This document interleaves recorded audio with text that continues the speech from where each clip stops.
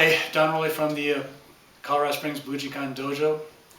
I want to emphasize again that these are not meant to be learned from. These are just to point out things that you should be looking for in class as you are with an instructor.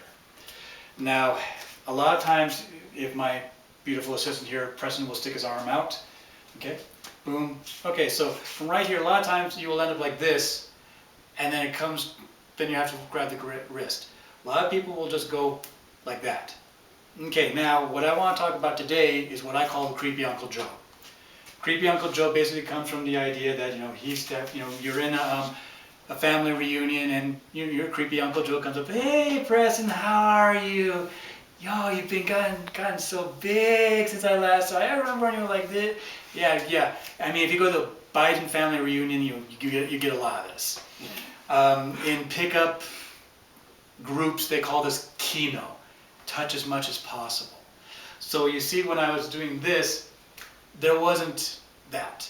So let's say a punch comes in, boom.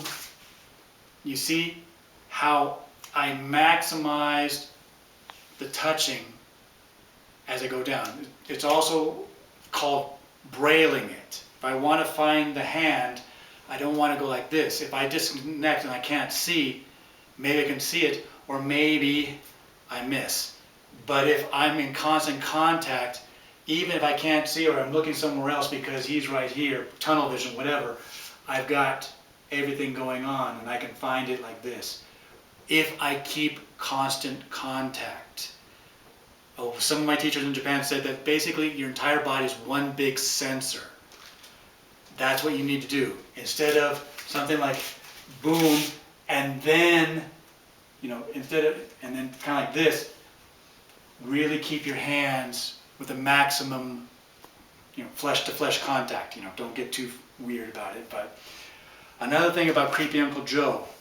Okay, so from right here, okay, that's fine. But if I really want to bring that hand down, you see, even before my hand, my palm hit. So when I don't do creepy Uncle Joe, it's like that.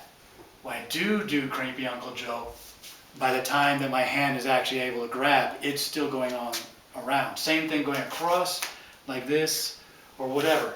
Maximize, if he grabs, boom. From right here, I put my hand up like this, step back.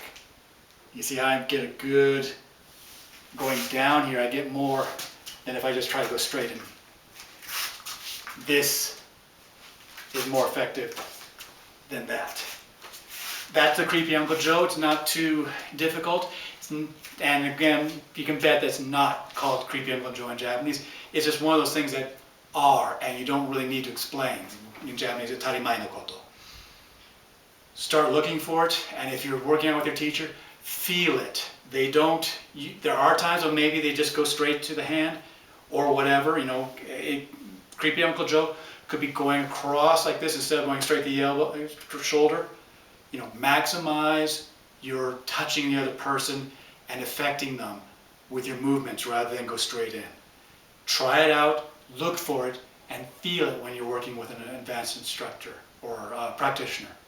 That's it for today. Thank you very much, and subscribe, I guess. Go ahead.